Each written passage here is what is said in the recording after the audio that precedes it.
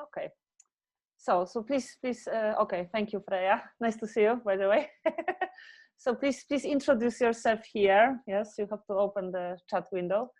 And yeah, if you already have questions or some remarks concerning what Urszula said at this stage, please go on. Let's really keep it very, let's all be active here, because we really didn't want it to have a lecture, but this kind of exchange, and also not, it's we are kind of using a different language here, as Urszula said. So it's not that everyone has to be 100% scientific.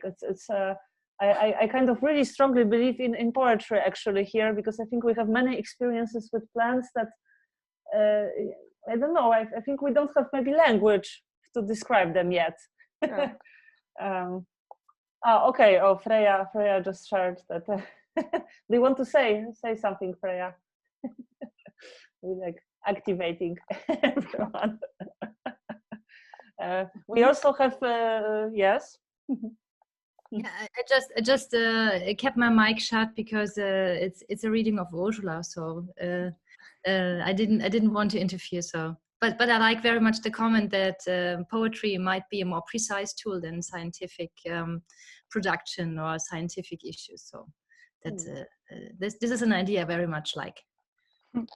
No, it's really not a lecture. Urszula will read her poems at some point, but it's really a discussion. So it's totally good that you express what you think. Claudia wrote about her. Yes. Please write a little bit about yourself in the chat window. Yes. I'm actually, have a little hobby, and I'm kind of collecting like poems about plants, novels. I have this book here, you know it, Elizabeth Gilbert, The Signature of All Things. Like it's this kind of Elizabeth Gilbert is author of this bestseller Eat, Pray, Love, and I would not suspect that she would write such a nice book actually after this bestseller. And it's a book on mosses. It's a book about a botanist in 17th century that is researching mosses. And she's really a scientist. It's a very, very nice novel. I was surprised when every time I'm surprised when I'm looking at the school books describing the mosses, because they are showing them as a singular plant. And students or small childs have to study their biology based only on the gametophyte, sporophyte, and the cycle of their life. But in fact, I've never seen moss living alone in forest. Mosses are every time living together. That's why they're able to live from the 30 millions of years from the past to the together, because they are commune, not alone. That's why I'm really absolutely surprised when I'm walking with the child or around the forest, and when I'm asking to find this mouse that they are just right now studying. And please show me this Polytrichum commune. They are not able to find them, even though they're standing on whole carpet of these mosses. Yeah, that's why the school is doing something very, very wrong with young people, because they are teaching absolutely in the same manner that we are taught, and people just before us were taught. People who devastated nature. The school books don't teach empathy for living beings. They're studying physics on them, biology, and of course a very narrow part of biology of mosses. But I'm totally disgusted by way of teaching of children in our school in Poland. Mm. Because I don't know how it's doing around the world, but in Poland is all the time way of thinking that only the teacher knows the truth, and your emotions with contact with nature are completely important. You know, I think right now is time to change it. And even though I am a very strict scientist, loving physics and chemistry, I know that studying nature without emotions is a very bad way of thinking about that. How is it in Germany? Similar to Poland? Do you remember, or in other countries?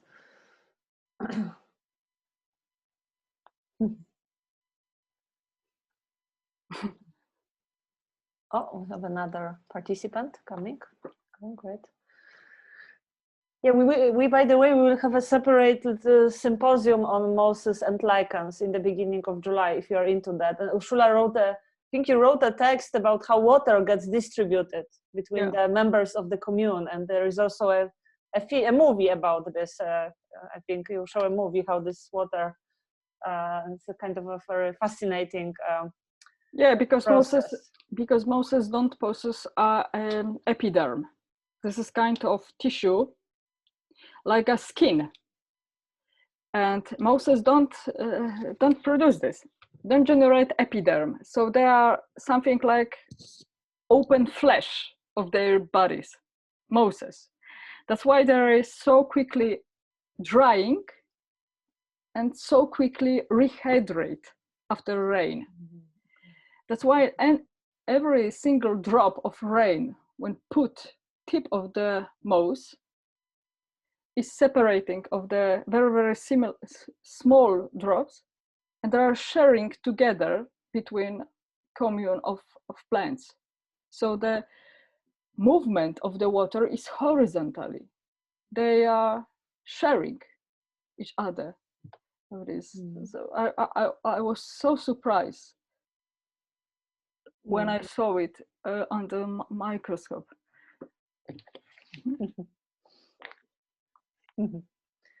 Okay, so shall we start with the poems? I have here on chat, explicit wish. Can we read and speak about one poem? So how we should do it? Do you want Urszula to read all of them, like 6, or you want to read them one by one and we discuss? What is your preference? Okay, just one, okay? Okay, so select one for us. Level it out, because I'm studying library geometry and geometrical patterns in nature. In fact, which are common for everyone who is alive. I mean, insects, humans, plants, leaves. Some particular patterns of geometrical are common for us in this common space in Earth. And one line in Earth, which is called horizon, this line of horizon sometimes means that someone is dead. If someone is parallel to this horizon line, means that he's dead. And this is also common for trees, for humans, for insects. That's why I wrote this poem, Level Out.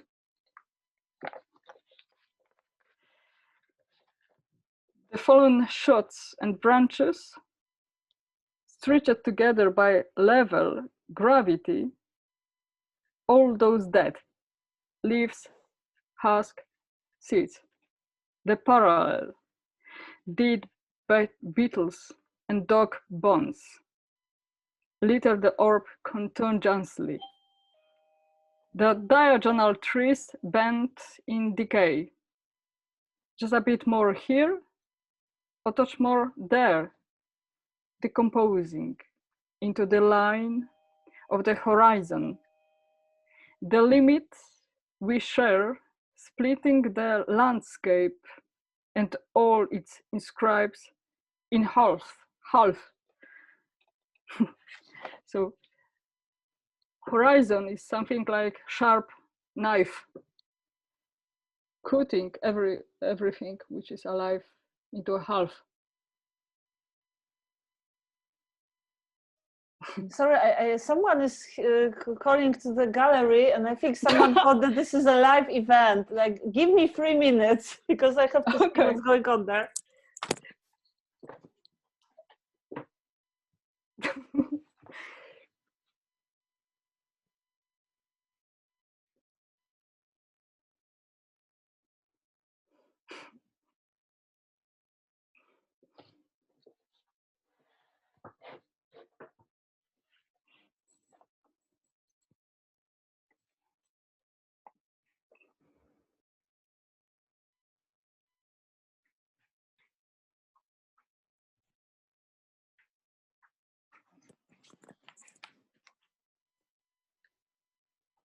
Someone wanted to see the exhibition. I'm sorry. I can also paste the poem here in the chat window because I don't know if everyone has access to it. One moment.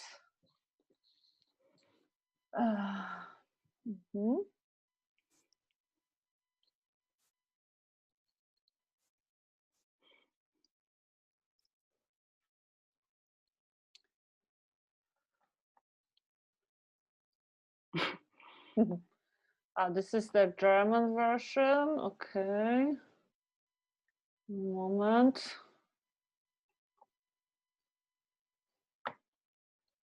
So first will be the German version. Let's see how this looks like. I hope it's okay. Yeah. Okay. Okay. And now I will find the English English one.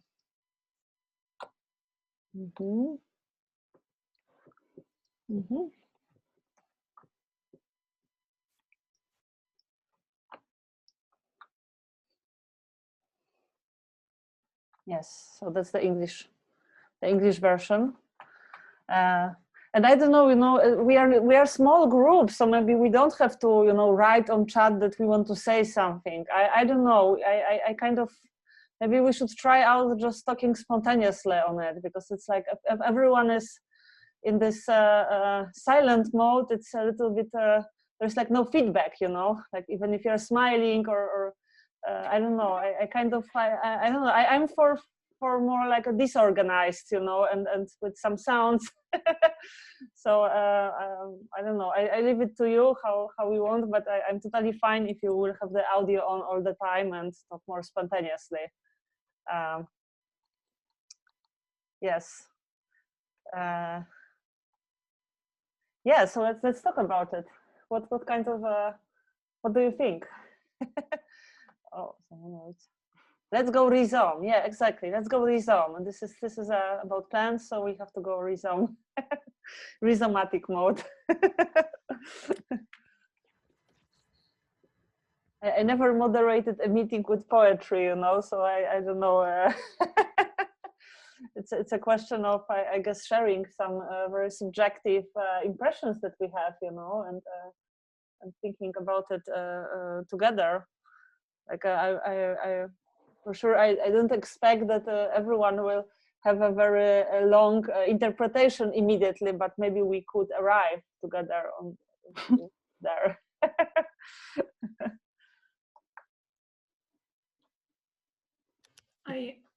Excuse me, I wrote earlier in the comments that I read a different poem of yours, Ulla, and it was, I came across it last year.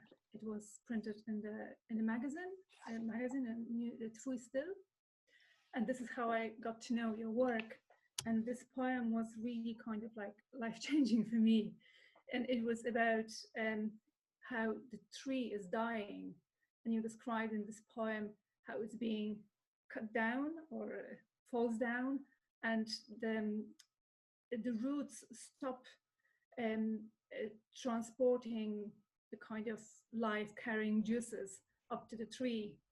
And it really kind of got me to think, what is the process of plants dying?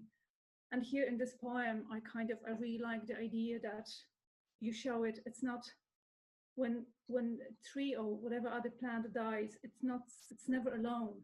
I think it's like a composition. It is intertwined with whatever is around it. So yeah. It's like a composition.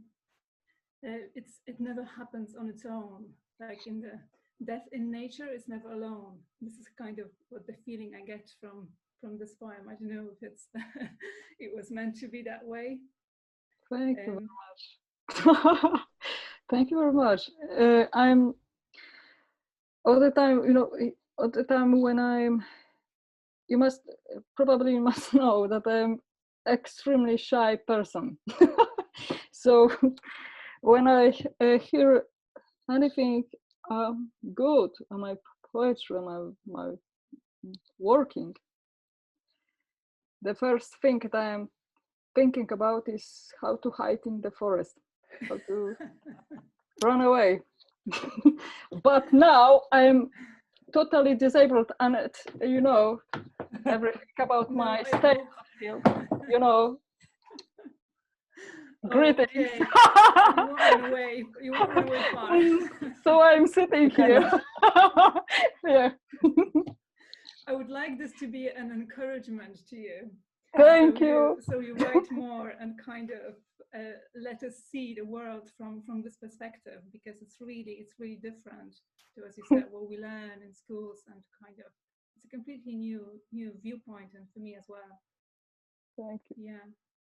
But I also have this feeling that in your poems there is this extreme sensitivity towards this kind of material substance of nature. And of course, I'm not into this kind of a dualism, like material and spiritual. I think we have to go beyond that, but this kind of a extreme awareness of these processes. And is this a result of your scientific research? Is this how? Yeah.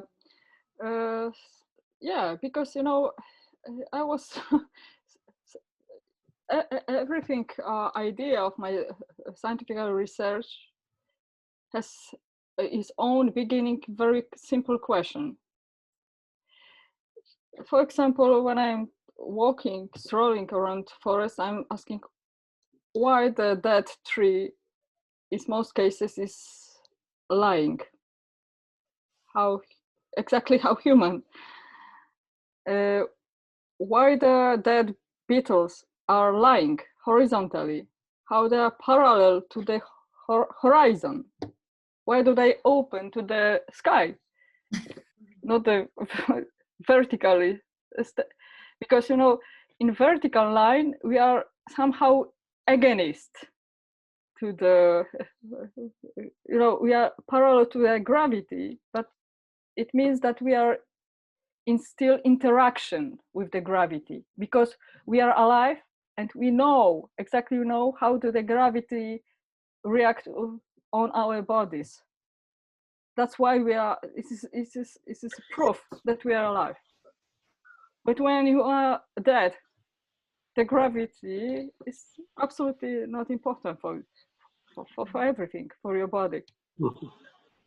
But that's why we are horizontally. And I was surprised that it's so common for everyone and everything. In fact, it's not for everything we see as alive, but also for stones, for mountains, still, for layers of the sand, for wrinkles in the sand. Everything feels a gravity. Yeah. It's like a kind of a common planetary condition shared by all living. Yeah, and that's why I was so interested by study a moon, how do the moon influence on our lives, and folks in my case on Mentha peperita, mint plant, small mint. You know, we all know this plant. So moon is completely independent clock of world, because it's independent the light, day or night, of the temperature, of the pressure. All those conditions influence on life. But moon is independent clock, which is totally embedded in internal clock of everything which is alive. So plants are moving definitely much more quicker, much more faster, vigorously when the moon is in whole space, in this is full moon. But it is a different thing, because the time of moon clock is different than the sun clock, and all those conditions are forcing together. And let's do that as, I don't know, the temperature or neighbors which are very close to plant. Everything influence on the plant life, and everything is also written in their anatomy. What happens that the plant, and morphology, what happens that the tree looks like, that we have a possibility to look at the crown, which is a very, very complex geometrical patterns of time, of their body, of sun, temperature, moon, and everything. And of course, their internal character, because we must absolutely understand that every single plant has own character, even though we are thinking about one species, for example, Rosa canina or maple tree. Even though all those particular plants possess own character, which is absolutely not important for science, because the statistic. So no, we have to do a lot of repetition to make something common completely cut from the most interesting phenomenon. And we are talking about this way, the maple tree grows, for example, for 15 years, and after that is starting aging. Those generalization of life of plants is something very difficult, because it's bad for people also, because we don't have a chance to think about plants as independent beings. But would you say that like a rose that is in one place has a different character than a rose that grows in a different place? Like it's in the same space and the same time, two roses, the answer to the environment can be different, slightly different. Of course, but it's of course is seen for people. It's seen for children. It's seen, but it's not important for science.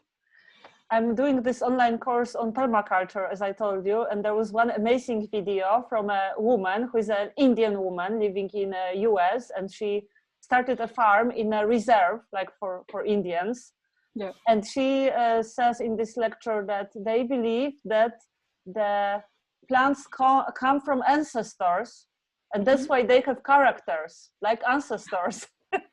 So it's maybe, you know, we kind of, I have this feeling many times that we somehow think about what actually science, contemporary science tells us. It kind of confirms these worldviews that actually were abandoned by the many people on Earth.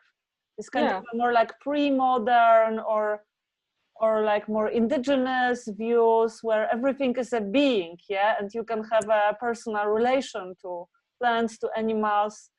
This kind of science kind of validates this. I don't know, what do you think? I think we humans grow up to the moment not to treat science so seriously, but only treat it as a way of technique of describing of world and nothing more.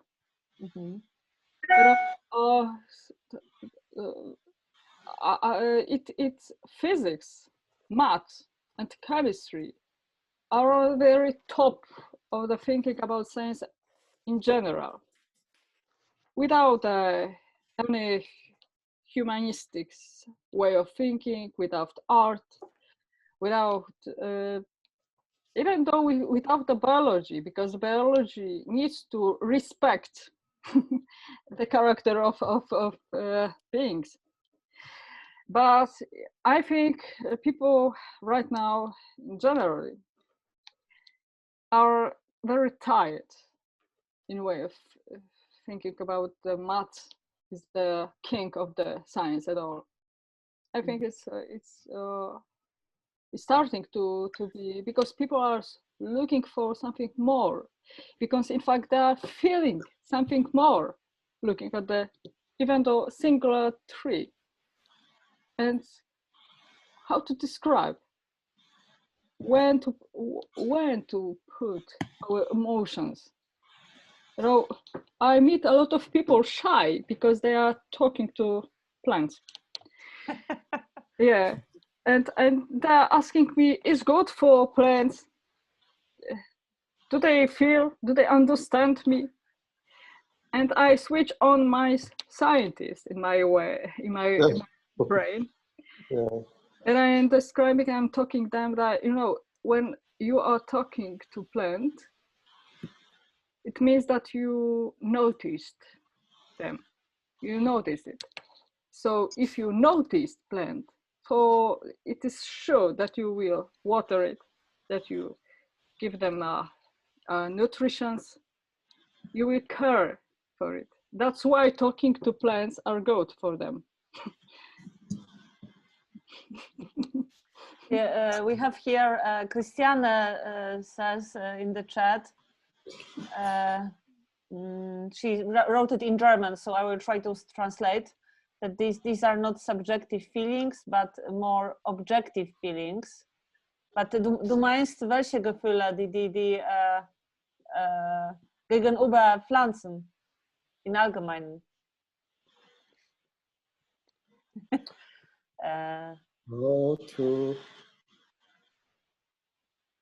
Klaus, you want to say something? No, I just wonder if I can interact. It's possible. Yes, you can. Yes, yeah, I take some changes and no. Okay, that's fine. That's fine. I often Klaus, he's also a scientist and artist. Yes. As well, like you. I'm a molecular biologist. I'm a breeding researcher doing molecular biology with plants. Oh. Yeah, and made a lot of but he also works transformed plants. In my scientific career, I created a lot of new how to say, transgenics with tobacco, mainly with tobacco and also with rapeseed and so on. Yeah, but my experience was always to talk with plants. Also, and I was very successful with my plant breeding always, compared with my colleagues. But what do you think about? What do you think about Arabidopsis thaliana? What I think about it? Arabidopsis thaliana is a model plant Yes. which is what of thousands of mutants Yes. made by scientists. Yes. Those plants looks disabled plants. Disabled. Yeah, disabled plants. Sometimes, because, yeah. Sometimes. Yeah, yeah. But What do you think that's- about this techniques of studying plants? now I learned that all the progress in mutation research was done by defects or defects. My English is not very good. That I don't know if it I comes can over. translate. Ich kann ein bisschen übersetzen, Klaus. Na, Okay. ne, die ganze Genetik ist so, dass man von Defekten lernen soll. Oder also Defekte haben eigentlich immer den Progress in die Forschung gebracht, dass man viele Defekte hatte. Ah, So okay, habe ich so das he gelernt. says So habe that ich we are Biologie a lot studiert. of progress happened through like this mistakes or something that was not working in the plant. Ja, Defekt meinst du etwas, das in der Pflanze nicht funktioniert. Yeah, but you know, I was shocked when I was looking at the atlas of Arabidopsis thaliana mutants. So I was looking at a very, very big book, which was looking as a I don't know, IKEA disabled furnitures. Every single plant was totally bad treated, without chlorophyll, without sugars, without flowers, or widely, strongly growing on this level that he was crushed. From ethical point of view, in my university there is a commission of ethics, but the plants are not thinking about it from ethical point of view. Only Moses, horses, cows, because I'm working on the agriculture university. So cows and horses are very important, but not plants. Plants are still a source of food for horses, for cows, and for humans. And of course, point of landscape. Yeah. So, Just for you to know, Urszula wrote a very important text, but I think it's only in Polish, about how artists, contemporary artists, torture plants in their art installations. And it's a very good text, I think, and it's really it's going into this ethical dimension of what we do with plants. Yeah. Definitely. In the meantime, I have Christiane wrote that the horizontal is like releasing or causing a certain emotion. So this horizontality. Yeah, wonderful. Yeah, that you are reaching something like total, so much more wider perspective, just because you are horizontally. Yeah.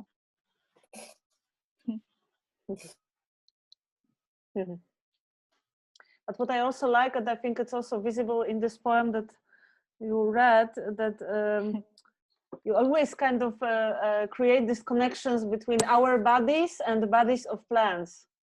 And it's also in this poem, yes? And in Metamorphosis of Plants movie. Exactly.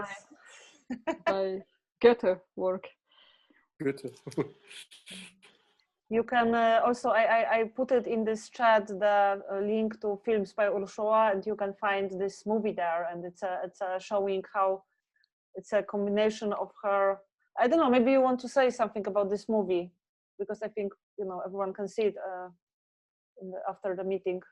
The cost of this movie, the most important thing, the cost of this movie was $10.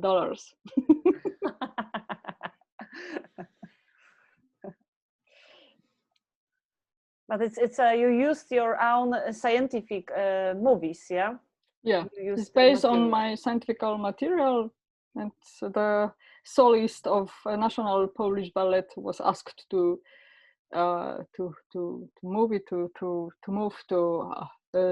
dance, similarly as plants are doing. Mm. So shall we read another poem? Okay.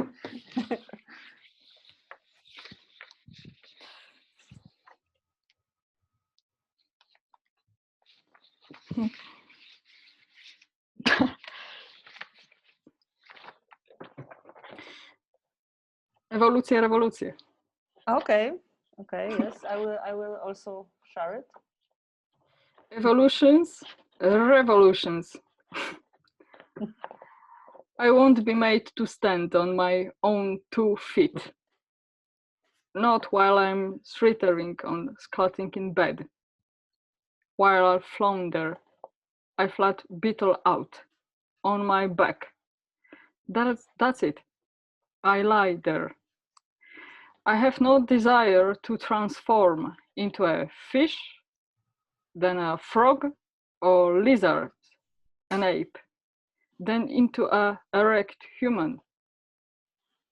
Not after that, rather those man-made revolutions, those consequent slaughters, to stand up on what are at present my own 2 feet. For I am quite irregular. I lie here, and lying is my shelter, is sliding sheets of a shell. I go to seed. I turn to compost. There will be not uprising, not 2 feet, and no revolutions. Bardzo ładne tłumaczenie.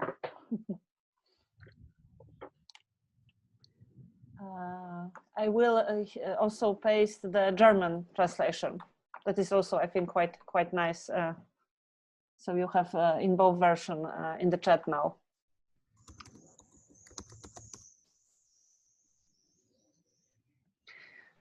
I really like it because it's a kind of like a polemic with the title of the exhibition I curated at Temporary Gallery, Geography Revolution of Plants. So that, yeah, we have a discussion in this flyer. Very good. Did you do it like consciously or? No. I see.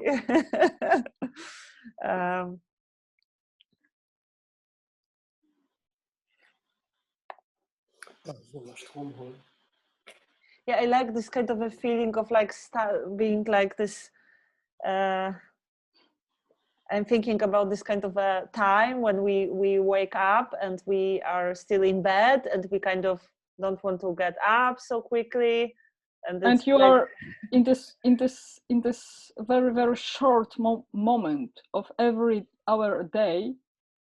In fact, you are similarly as almost humans at the beginning in evolutions, because you are just beginning when you are stand on your 2 feet. And sometimes, everyone don't like it, don't want it to stand. And I describe it from 2 historical points of view, from evolution, that when the people are standing on 2 feet, they're starting to fight and killing them. And they're fighting and they're trying to fall down those people who are just standing on those 2 feet. That's I don't want it. That's why I a little bit humorously I'm trying to describe this moment, that I feel that I'm something just below even a singular frog. I'm something like, I don't know, something being, something alive, just because before evolution. just lying in my bed.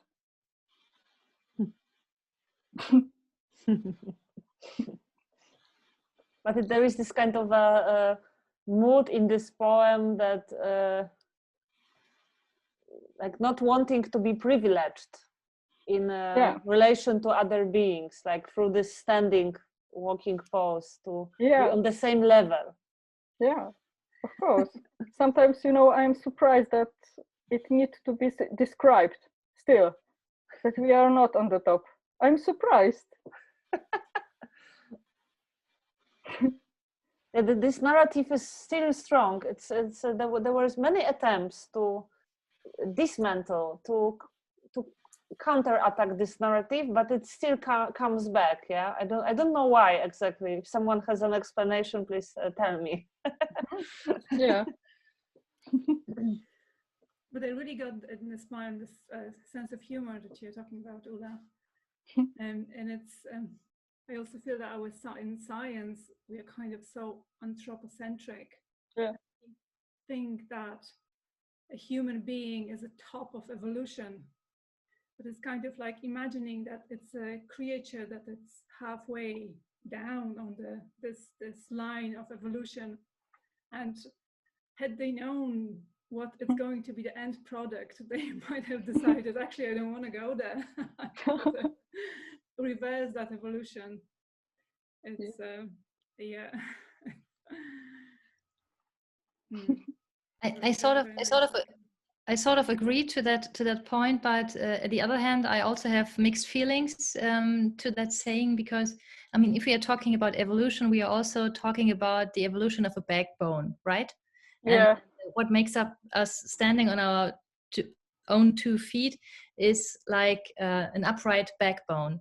So if for me, metaphorically, symbolically, this upright backbone and being able to walk on my own, self-sustained, is a very high value, you know. So I have sort of mixed feelings. I very much like the idea of being resistant to some forces that expect me to be like that.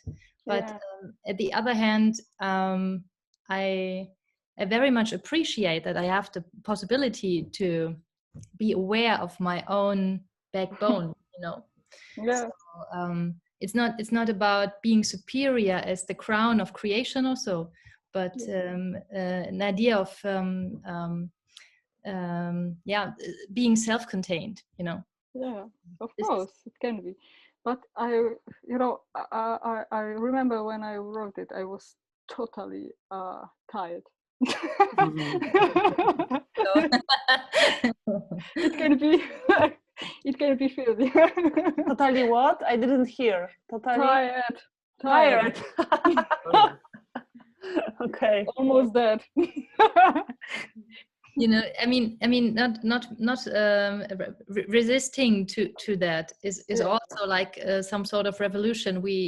There's this grassroots revolution, for example, you know, a social movement which is trying to be as passive and therefore being aggressive. You know, like revolution is always an exchange of powers, and is also violent. A revolution without violence isn't possible, and that's exactly what you are saying in your poem. You don't want to have anything to do with all that violence. You have to be violent to yourself to get up, you know, like it's my true nature as a human. You cannot deny it, you know. I have to be violent to myself to get up this morning. Shit. Maybe it's that idea behind, but you know, je ne travaillais jamais. You know? It's an artistic strategy as well. So thank you. So a little bit Buddhist, because I think that the nature, the nearness, for example, I did the 21 Days of Abundance by Deepak Chopra the last month, and I think that is also goes into this direction of modern Buddhism, not to believe in man-made revolutions, because the more you move in revolutions, the more you destroy the earth. Yeah. society. But you can change, of course, but not in the way of making violent revolutions in social terms or in war terms or in this direction. And I think it's interesting because I did that these 21 days, and it was very good because I felt inside in an inside way more conscious, more aware of being connected to nature and to be part of nature, not of not to. I don't want to be part of destruction. I actually think it's really interesting that you speak about meditation, because I think what is very characteristic for lots of experiences, like meditative experiences, is this kind of a feeling that you are kind of rooted in the world, that you are connected with other beings. Or I don't know, I also have this, when I don't know, dance, for example. When you dance for 4 or 5 hours the whole night, or you do like a very intense yoga workshop, you also feel this. You feel kind of grounded, like, and this poem, it's also for me this kind of a state where you are a little bit like formless, in this state that you don't have this shape that delineates you from other beings, this shape that has this fixed border between you and other beings, but you are rather in this kind of like in metaphors in this poem, like flat beetle out or flounder, like this. It was quite, I think, it's not also easy to translate, I think, this fragments of the poem, this irregularity. So it's like this kind of a state before taking the final shape. Yeah, as you say. exactly. But sometimes, you were talking about sports, yoga and dancing. For a disabled person, as I'm actually, it's I'm trying to find something more. You can feel to be a part of everything just by breathing, taking a breath. Why? The science also give an answer. Because there is no oxygen in atmosphere that cannot be produced by the leaf in photosynthesis. So taking a breath, taking inside your body, mixing oxygen with your blood means that you are mixing something that was inside the leaf. Inside the plant. I like that idea. Cool. Just breathing. Me too. Yes. Very good idea. Thank you. Yeah, but I also think when we to explain a little bit more, like of course you're totally right, and it's in all these meditative techniques you have the breathing as one of the main parts, exchanging breaths with the other beings, yeah. But I also think there is something specific concerning the condition of the body. If you lay down, if your muscles get relaxed, there is you have a different relation to the world than when you are up and prepared. And in this practices that when you work intensely with the body, you can also achieve this state. But if you had a very good long night, or if you are lying in bed, I think you can also get into this direction, of course. Yeah. But it's a very, very, I don't know, whenever I had this experience, I was really, it was very special. It was, and it felt good. It felt very good to be connected. I actually heard it somewhere that some I don't remember where was it, that trees are in constant state of meditation. So it's a kind of connects to it as well. And I have a question concerning one phrase in this poem. In Polish, it's przypłaszczam, granatkuję. In English, it's I fled beetle out. In German, it's mat mich spielen wälze. Can you say something about this? Because przypłaszczek, granatek It's a very dangerous insect Okay. for a Scots pine, for pines. That's why przypłaszczek, in Polish poem, I przypłaszczkuję, granatkuję, so something completely the same. Okay.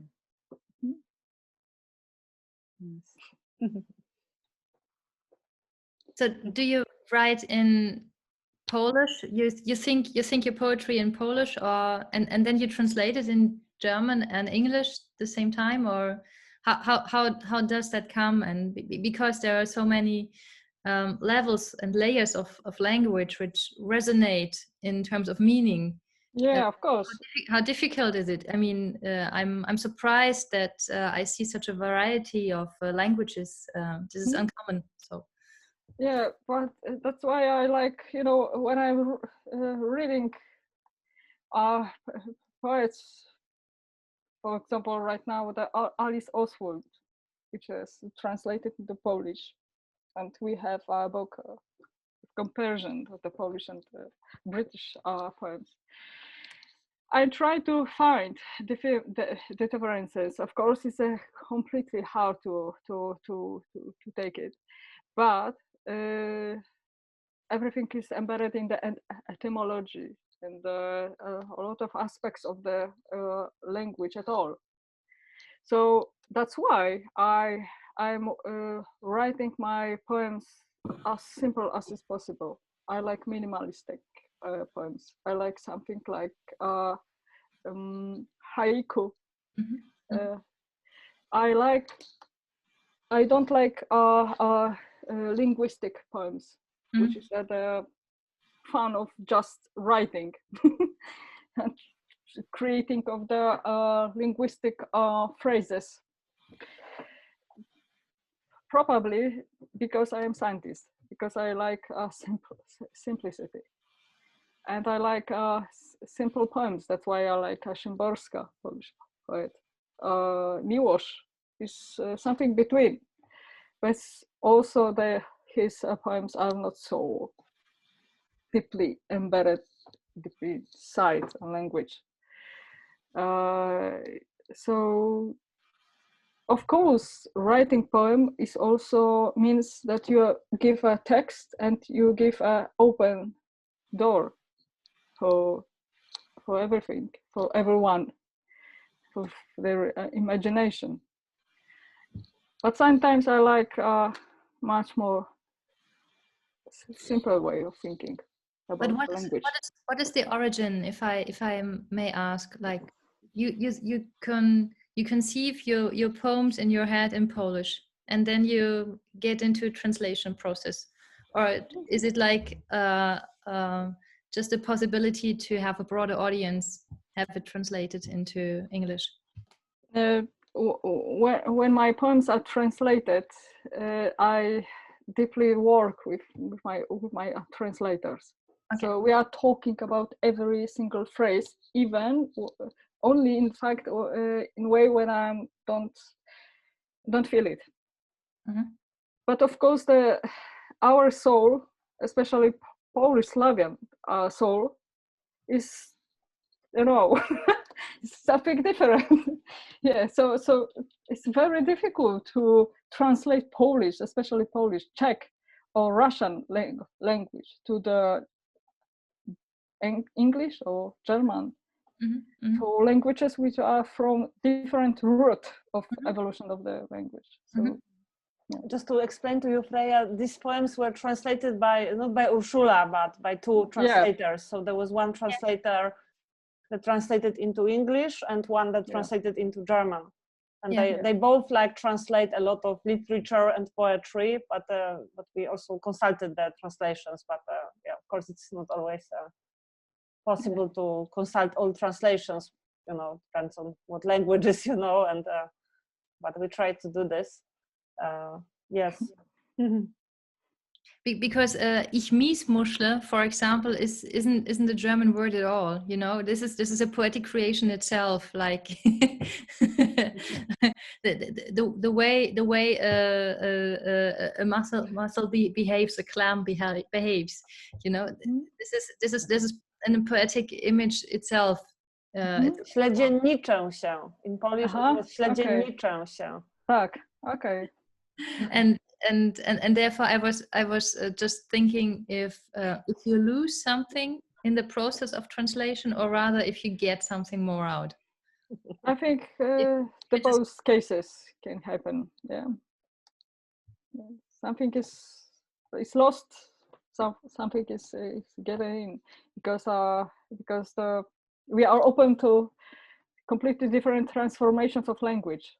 And the poem can be taken, digest by language. And this śledzienniczę, like this particular phrase that Freya referred to, what was the... Śledzienica is also plant. Okay. Yeah, see, like you'll have to learn. Yeah, like Miesmuschel, it's the same, because they have the food in the moss more or less. Like they grow out like moss. That's the food. Yeah. But that's not very much known in Germany, for example.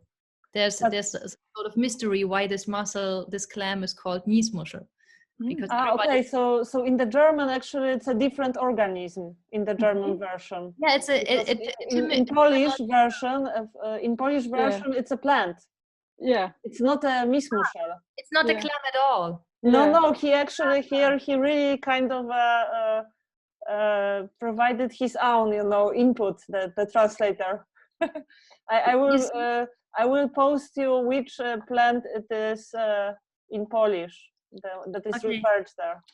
Yes, you see, because Miesmuschel, many people in Germany think Mies is something is bad or so, like if you or so. And in fact, it's an etymological transference process already, because it has been said as Moosmuschel, like moss mussel or moss. Oh, okay. Because they grow and they have this little. It looks like moss, which they grow to the ground like little roots out of it. So when people collected those mussels, they said it's a moss mussel, and then it became Mies mussel. This etymologically process, and yeah. So if it's not a clam, it can be. It can be.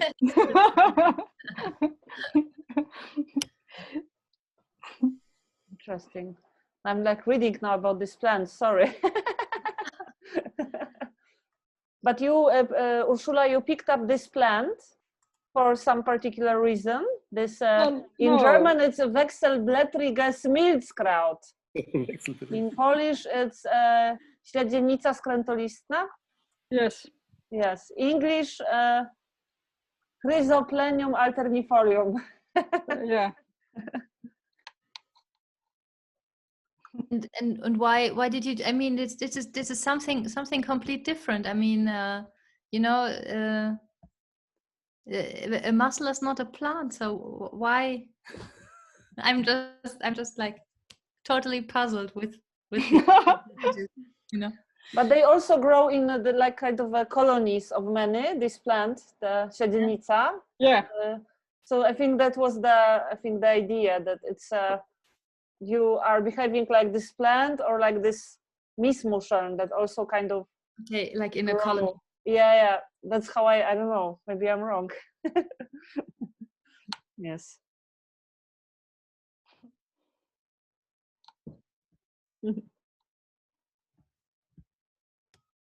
Great.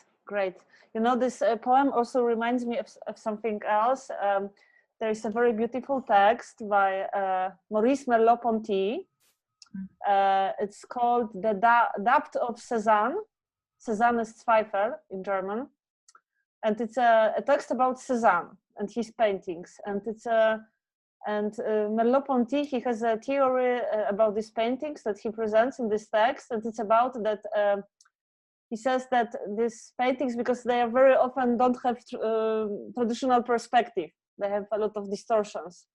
And Merleau-Ponty says that Cézanne is arriving at another type of perception that we have. And it's not this perception that immediately classifies everything into an object. It's a kind of a pre-level of perception where everything is connected and it's this kind of a mess, and it's not, and the objects are not fully, didn't fully emerge. And he's saying that it's very difficult to capture this moment because we immediately categorize when we see things. And that what Cézanne was doing was actually a kind of impossible painting. That's why he was very tired when he was making these paintings, that it brought him on the verge of desperation, actually, because he was like trying to capture something that is beyond language, also beyond traditional painterly language. And this level, this poem kind of reminds me of that, because it also a bit goes into this kind of like when you wake up, you also don't have this full perception. You are not fully conscious. You are more like in your body still, and it's this, yeah. Yes. So shall we have another poem? Okay. Yes.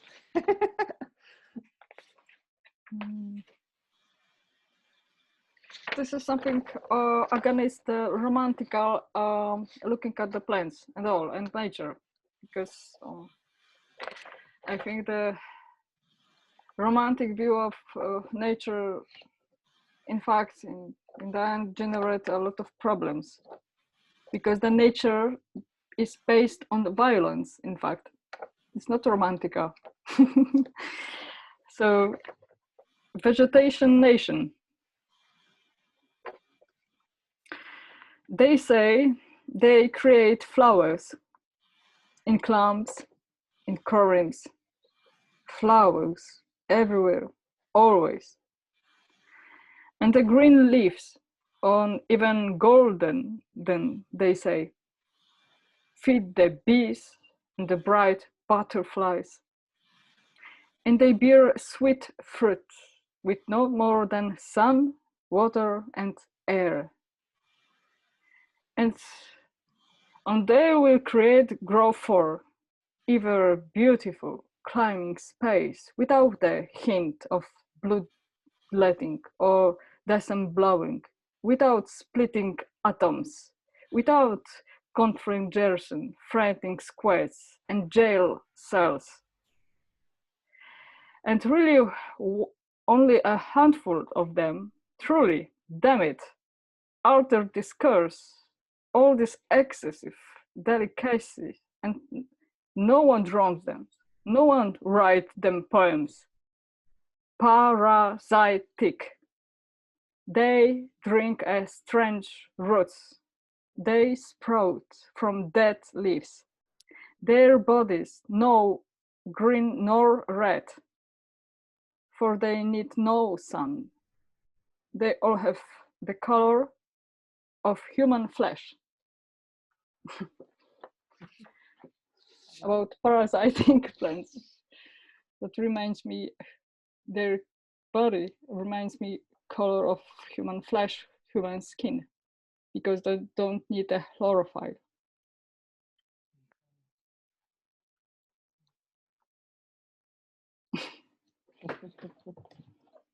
I can also, we have some Polish participants, so I also paste Polish version. Sorry that I didn't do before.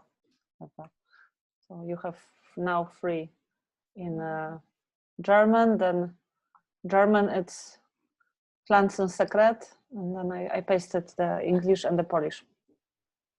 Okay. And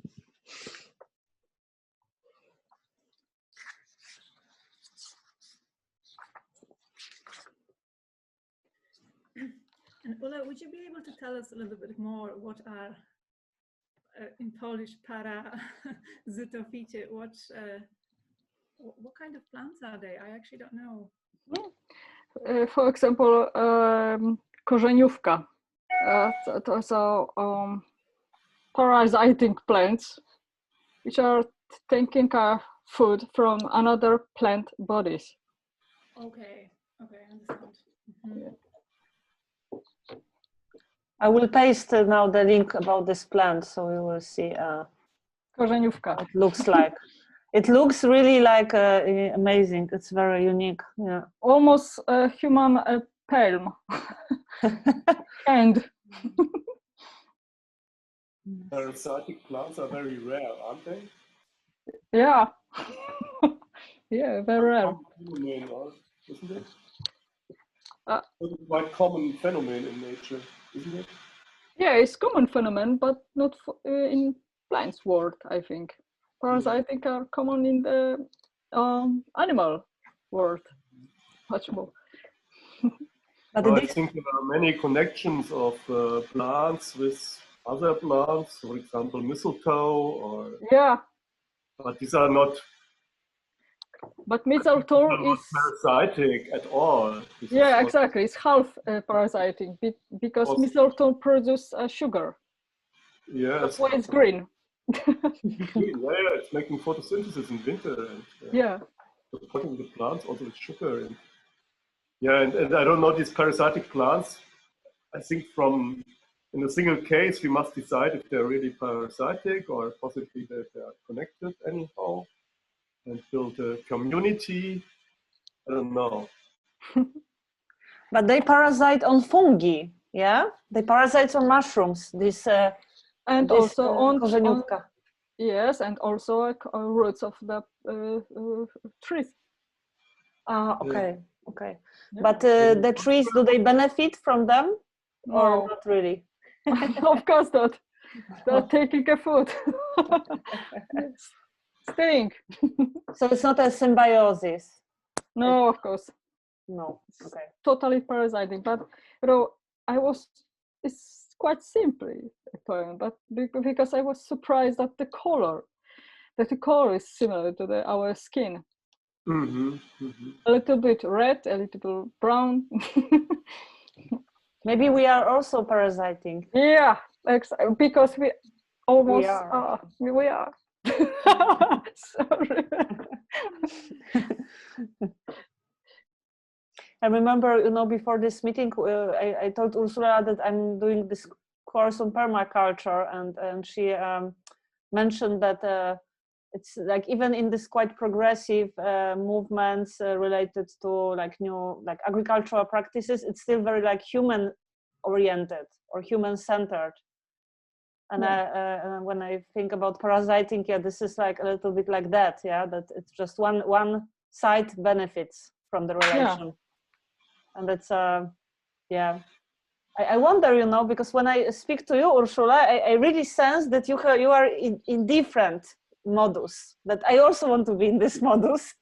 you have this, like, it's like, evolution went further, and now there are people like Urszula who are in this, I'm making a joke, but it's just that you talk about plants in a different way. And I just wonder, like, does it come from the scientific research, or I don't know, do you do some special exercises, or it's just this deep knowledge about needs of organisms that kind of creates my scientific work is based by very simple questions, and my experiments, even though I use very sophisticated techniques, for example digitized image correlation, which give a possibility to show how the body, how surface change their shape. And I was studying how the leaf just cutting from the plant is dying. That the first signs of dying of the leaf is after just 2 minutes after the cutting. It was a mint and there was a basil leaf. And right now I'm doing a very simple experiment based on nettle, Urtica dioica, nettle, because nettle has very sensitive hairs. Everyone knows. So I was asking this plant, if you don't want to be touched I will do it. And we construct the machine based on the engine taken from the microwave to produce the rotation movement. And the small hand, which is a piece of paper, is taking and touching a tip of this plant. And the results are totally surprised, because when plant is very, very delicate touching, it stops growing. Their leaves are changing the symmetry. Mm-hmm. But it's still alive and very green and wonderful, full of vigorous. But it stopped growing. You know, in Polish language, plants are rośliny. Rosnąć means to grow, because plants are growing all the time. It's very difficult to make them stop to grow in vegetation season. So just touch a nettle and stop growth. You know, of course, with those studies, we are doing molecular biological. We are searching stress proteins. We are doing a lot of anatomical studies. But the basic question was how to react if I do it what probably you don't want, just to touch you. So yeah, but of course it's the only, you know, food for thinking. What does it mean, the tree crown, when the leaves are touching together in the wind? Probably tree knows that the leaves belong to the one whole organism, that are their leaves, just by touching. Yeah. So nettle, yeah, wonderful plant. It's like kind of defensive mechanism. Like with humans, we can, or with I don't know, animals, it's fight or flight, and then you have the freeze. So it sounds like it's a freeze, just to survive it until it stops, so we are safe to grow again. Yeah, in my book, Patiki Badile, which is right now translated to the Netherlands language and Ukraine and Czech, but not in the English, and Serbian language, some particular parts of this book. I make a, maybe I will show you, this is the book, and I make I put a similarity and write about similarity on the nettle to the cat, because cat is almost the same. It needs to respect, totally respect. You can touch it, but very, very to some point, to the line. If you cross this line, the cat can hurt you. So, yeah, nettle. The nettle paradigm. Yeah, and nettle who is very, very close to us. You know, nettles don't grow when people are going. Mm-hmm. Like a cat is always very close to us, but it goes in own way. Yeah.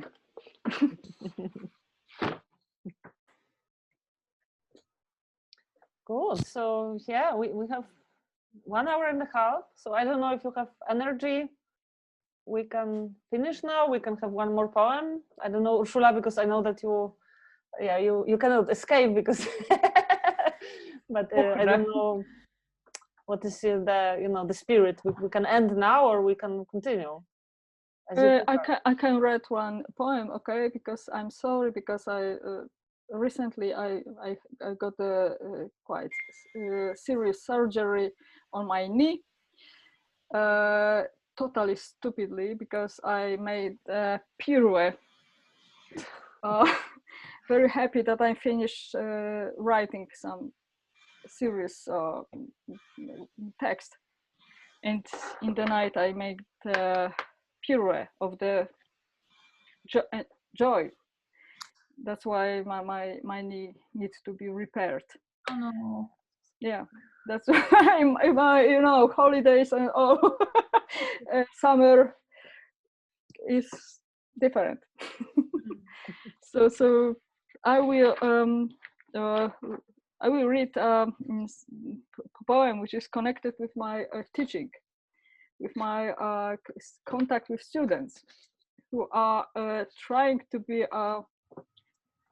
in the future to taking care of the nature, to be foresters, to be ecologists.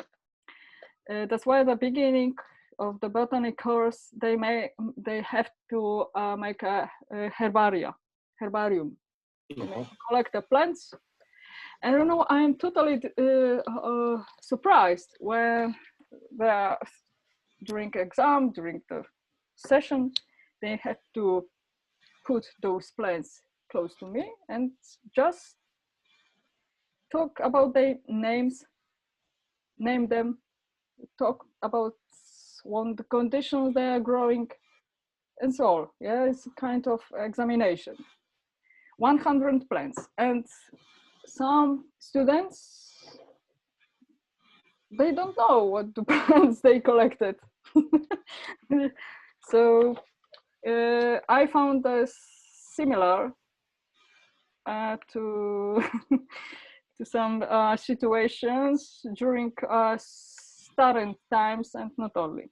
So herbaria retake. Scoring a herbarium is like scoring. Here lies a body torn up by the roots. It's over and done. Now he looks at her and can't remember her name. Sorry, students.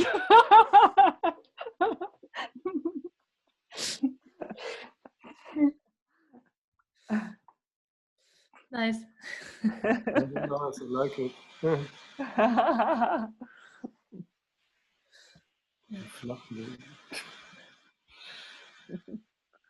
I posted a free language version in the Übersetzung chat. ist ein bisschen gewagt.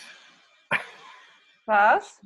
Die Übersetzung ist ein bisschen gewagt. Du hast da so eine Sache, da könnte man jetzt drüber lachen. Aber es ist lustig. But I think Klaus says that it's a bit funny. That it's It's funny. But it is in all language version. Of course.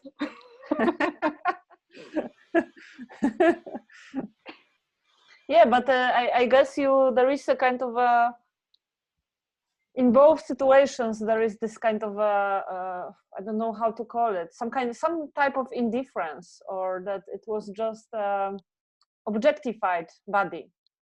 Mm-hmm. The body that was not was like an instrument to get something. Yes, also, of course. So, but I also think, about this, by the first Florophilia exhibition, I worked with a great artist, Alberto Baraya from Colombia, from Bogota. And he came to Cologne, and he's doing this kind of trips where he's mimicking the Western explorer coming to the new land and is collecting plants. But he's only collecting fake plants, plastic plants. Artificial plants. And he makes a herbaria out of them. Yeah. And he comes, of course, very often to Western countries. And he came to Cologne, and he started to go to Botanical Garden in Cologne. And he tried to photograph all the plaques of plants, which is like an almost impossible task, Yeah.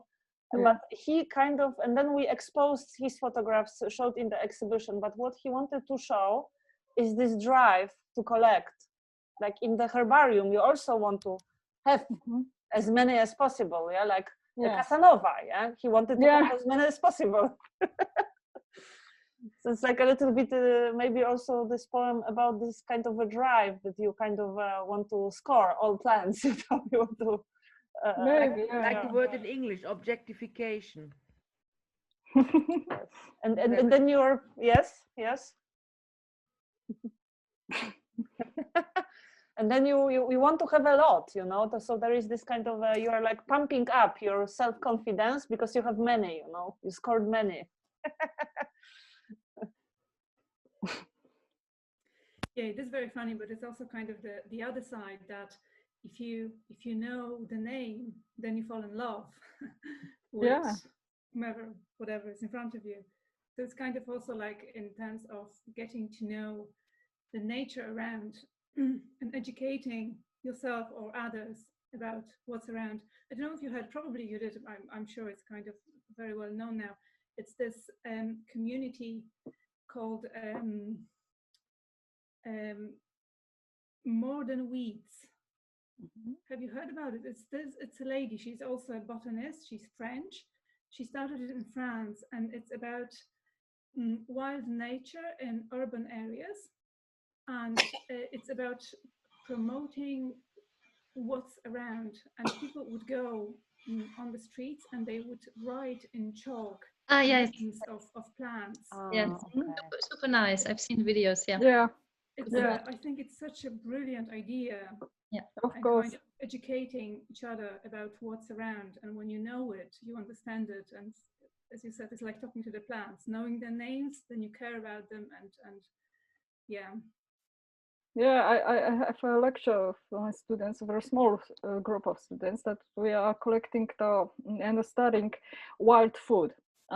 So I love this lecture because we can focus only on one species. You know, for example, nettle.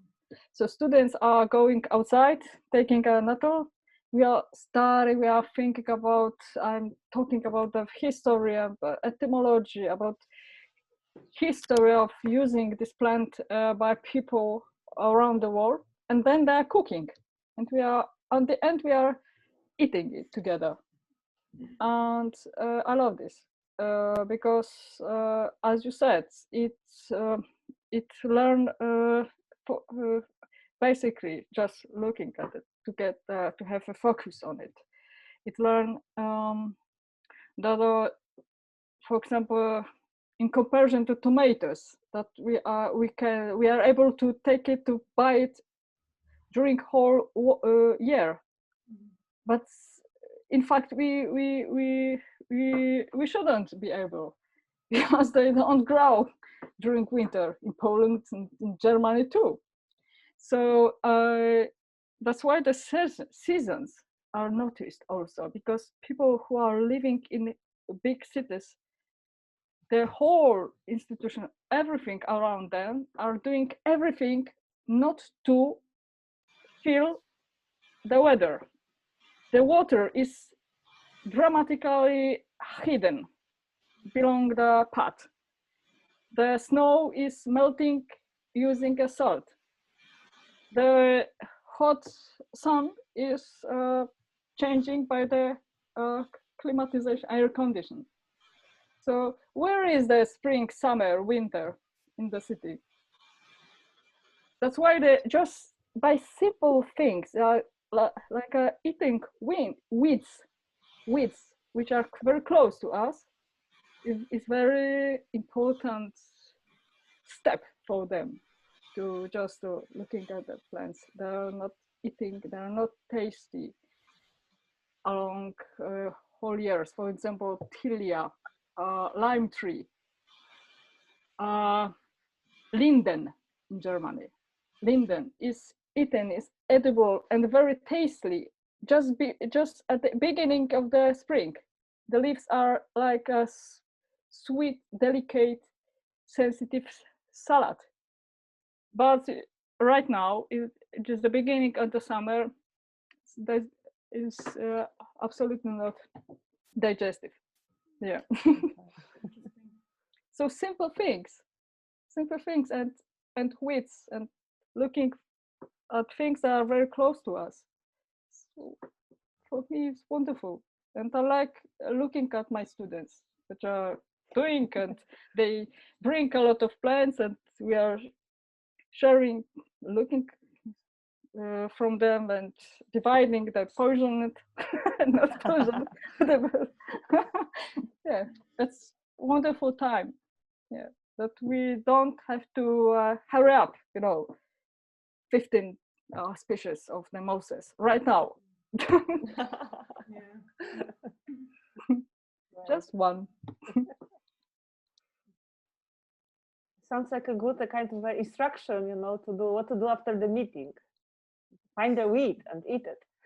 Yeah, and cook it and with it, and thanks that it exists.